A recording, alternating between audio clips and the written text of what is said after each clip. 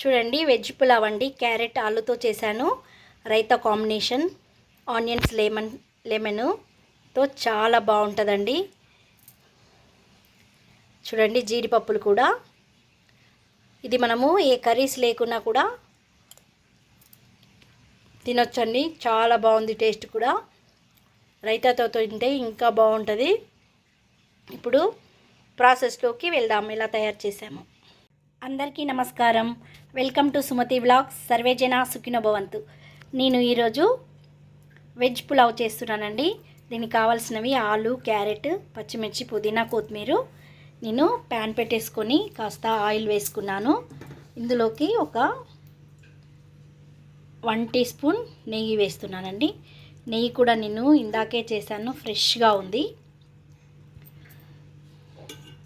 మనం ఇందులోకి ముందుగా ఆనియన్స్ వేసుకొని బ్రౌన్ కలర్ వచ్చే వరకు వేయించుకోవాలి. చూడండి, ఆనియన్స్ మంచి బ్రౌన్ కలర్ వచ్చినాయి కదండి. ఈ విధంగా రావాలండి, ఎందుకంటే రైస్ మంచి కలర్ వస్తుంది మనకి. ఆనియన్స్ తప్పకుండా ఇలా చాలా బ్రౌన్గా వేయించుకోవాలి. ఇప్పుడు ఇందులోకి నేను చిన్నగా చాప్ చేసుకున్న అల్లం ముక్కలు వేస్తున్నానండి. అల్లం ముద్ద వేయట్లేదు, ఇలా ముక్కలుగా వేసుకుంటే మనకు అన్నం తినేటప్పుడు పంటి కిందికి వస్తూ ఉంటాయి, బాగుంటుంది టేస్ట్. ఇందులోకి నేను ఇప్పుడు జీడిపప్పు వేస్తున్నానండి. చాలా వేసాను. మనం ప్రతి బుక్కకు ఒక జీడిపప్పు రావాలి, బాగుంటుంది. ఇవి వేగుతూ ఉంటాయి. ఇప్పుడు ఇందులోకి ఇలా పొడుగ్గా తరుక్కున్న పచ్చిమిర్చి వేసుకోవాలండి. చిన్న చిన్న ముక్కలుగా వేసుకోవద్దు, ఇలా పొడుగు ఉంటేనే మనకు రైస్ మంచి అట్రాక్షన్గా ఉంటుంది. ఇప్పుడు సిమ్లో పెట్టేసుకోవాలి. ఆయిల్ మంచిగా మనకు ఆనియన్స్ ఫ్రై అయినాయి కాబట్టి సిమ్లో పెట్టేసుకొని గుప్పెడు పుదీనా, కాస్త కొత్తిమీర వేసుకొని ఫ్రై చేస్తూ ఉండాలి.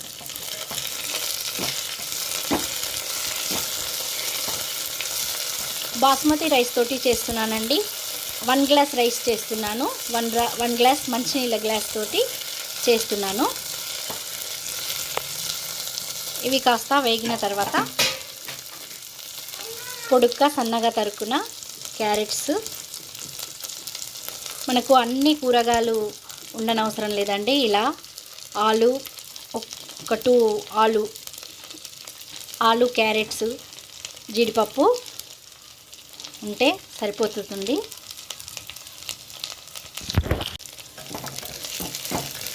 ఇవి కాస్త వేయించుకోవాలి.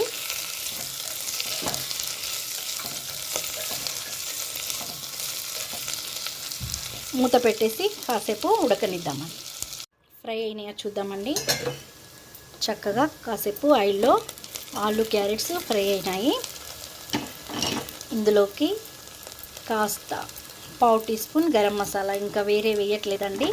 గరం మసాలా పొడి మాత్రమే కాస్త వేస్తున్నాను. ఈ గరం మసాలా పొడి కూడా నేను తయారు చేసింది వీడియోలో పెట్టానండి, మీరందరూ తప్పకుండా చూడండి. 1 గ్లాస్ మంచినీళ్ళ గ్లాస్ బియ్యంకి ఇదిగోండి ఈ గ్లాస్తో 1 గ్లాస్ వాటర్, మళ్ళీ ఇంకొక పావు తక్కువ 1 గ్లాస్, 1.5 గ్లాస్ కాకుండా కాస్త వాటర్ ఎక్కువ పోస్తున్నానండి. రైస్ కాస్త మంచిగా రావడానికి. మనము 1.5 పోసుకుంటే మరీ పుల్లలుగా వస్తుంది. అలా కాకుండా పావు తక్కువ 2 గ్లాసులు పోస్తున్నాను. ఇందులో సాల్ట్ వేసుకొని కాస్త బాయిల్ కానివ్వనండి. చూద్దామండి బాయిల్ అవుతున్నాయా లేదా. చక్కగా బాయిల్ అవుతున్నాయండి. ఆలు కూడా ఉడికినవి. నేను ముందుగా కడిగి పెట్టుకున్న బాస్మతి రైస్ ఒక 1/2 అవర్ ముందు కడిగానండి.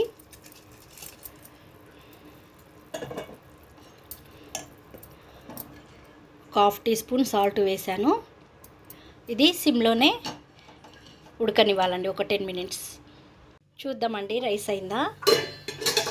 వావ్, మంచిగా అయిందండి రైస్. చూడండి ఎంత బాగా పుల్లలైందో.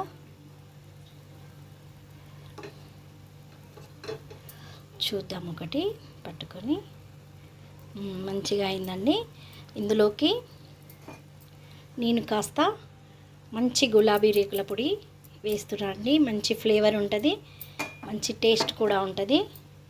నేను కుంకుమ పువ్వు ఇలా చేసి కలర్ వేస్తున్నానండి. మనం బయటి కలర్స్ వాడద్దు, ఆరోగ్యానికి మంచిది కాదు. కొత్తిమీరతో గార్నిష్ చేస్తున్నాను. చూడండి వెజ్ పులావ్ ఎంత బాగుందో, క్యారెట్ ఆలు తోటి. మీరు కూడా ఇలా నేను చెప్పిన విధంగా ట్రై చేయండి, చాలా టేస్ట్గా ఉంటుందండి. లైక్ చేయండి, షేర్ చేయండి. Thank you.